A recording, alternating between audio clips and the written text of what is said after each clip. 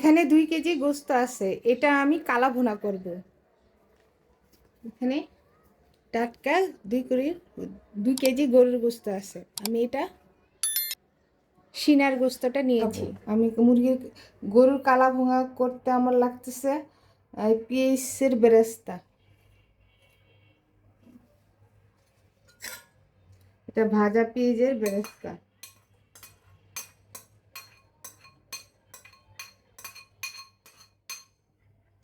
করতে আমার লাগতেছে শুকনা মরিচ, রসুন কুচি, আদা কুচি।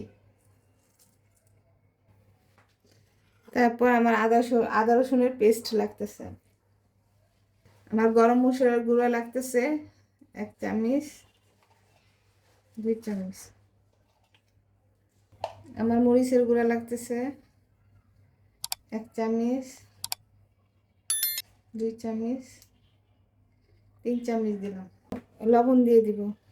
তারপর আমি একটু সরষের তেল দেব।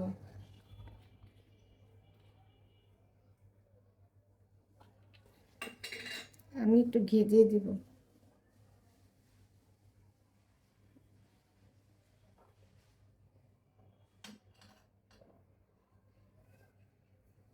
আমি সয়াবিন তেল দিয়ে দিব। আমার সব মশলা দেওয়া শেষ। এখন আমি গরুর কালা ভুনা করার জন্য আমি মশলাটা মেখে নিব।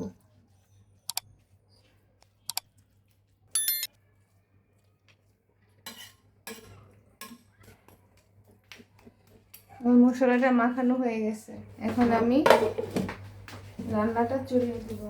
আস্তে আস্তে এটা 10 মিনিট আমি সিদ্ধ করতে দিলাম।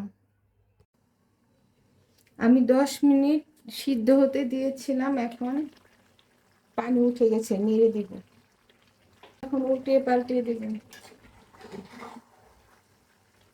আমি কোনো পানি দিইনি, গোস্ত থেকেই পানি উঠে গেছে, এই পানিতেই গোস্তটা সিদ্ধ হয়ে যাবে।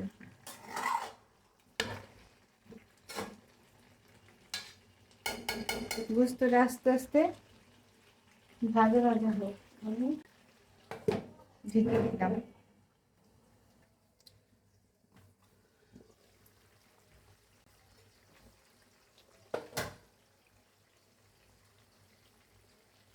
আমার গরুর কালো ভুনাটা হয়ে গেছে। আমি কোনো পানি দিইনি, একবারে মেখে রান্না করেছি। তেল উঠেছে গোস্ত থেকে, এই তেলেই ভাজা ভাজা হয়ে আর কালো হয়ে যাবে।